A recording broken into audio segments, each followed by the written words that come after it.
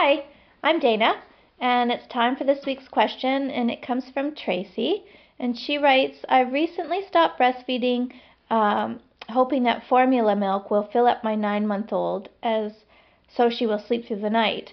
I've now gone from breastfeeding every 2 hours to just giving her bottles of formula. What can I do?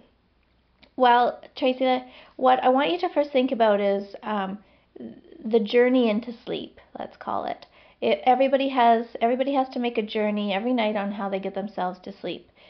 Over here is A, over here is B, this is asleep, this is awake. How do you get yourself from one spot to the other? And what a lot of babies do is they'll attach themselves to what I call little vehicles that sort of carry them into sleep. So in your daughter's case, she was using the breast. So as soon as she got onto the breast, that's her little vehicle, and off she goes into her sleep. And so then not only does feeding have the job, one job, it's now got two. It's not just for food, it's also now for sleep. And so that's what I would call a sleep association. You've got this idea that one leads to the other. And so what you've tried to do then is thinking it's hunger. You've replaced that with a bottle, a formula, and it's still a sucking motion. It's not the breast, but it's a bottle. It's still the idea that I need to be consuming something in order to get myself to sleep. And the actual act of sucking for the baby is quite soothing. So she starts sucking on that bottle. It reminds her of the days when it was the breast, and she makes her journey into sleep.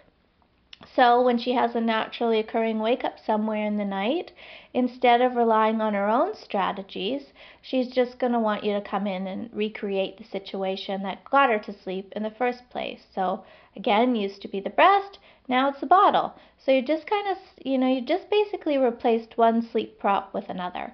And I know it's a common mistake, because a lot of times we assume as parents that it's a hunger issue. She's waking up all these times in the night because she's hungry. But given her age, for a 9-month-old, there's really no reason at all, why she would need to wake in the night for food. They're 9 months old. As long as she's healthy and of a good weight, there's no reason why she can't be going all night. And by all night, I mean an 11 to 12-hour night without food. Okay, so what I want you to do then is to break that connection that she has between sucking, eating, and sleeping, and help her find some ways to do this that are independent, that she has the power to do all on her own, that doesn't require you to do anything for her. Okay, so when you do your bedtime routine, I would suggest you keep a feed in your routine somewhere. If you want to go back to breastfeeding, that would be fine. If you want to stick with a bottle, that's fine too. But I want you to keep a close eye on her, and when she starts doing some heavy blinking, looking like she's starting to make that journey, I want you to stop her.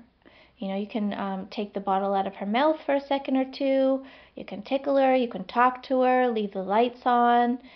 Just make sure that she stays with you through the feed and doesn't start the journey, okay? Not even sleepy. I don't even want you to let her get sleepy. I want you to completely say goodbye to the idea that she needs any kind of food in order to get to sleep. So once she's had her feeding, then she'd be nice and awake, and I would suggest you even break it up a step further by maybe reading a book after the feed, just to break that connection, and then into the crib she'd go wide awake, okay? And then then it's the hard part. And what are you going to do? And you have a couple of options. If you want to stay with her, you can follow the stay in the room method. If you want to do a leave and check style, then you can leave every 2 or 5 or 10 minutes, whatever you feel most comfortable with, until she figures this out. And the good news is she will figure out a new way to get to sleep that doesn't involve any kind of sucking or food. It's interesting what babies come up with. She might suck her fingers, or cuddle her teddy, or play with her blanket tag, or whatever is comforting to her. She will find one.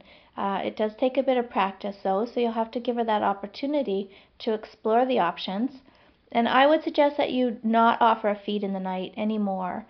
just, a cold turkey approach to night feedings is really the best strategy, and because it's less confusing to the baby more than anything. I mean, if she's met with the same response every time she wakes in the night, then she'll quickly understand that it's all the same, no point in waking up, and start sleeping through the night a lot sooner. Okay, so that's my best advice for you, Tracy. Good luck and sleep well.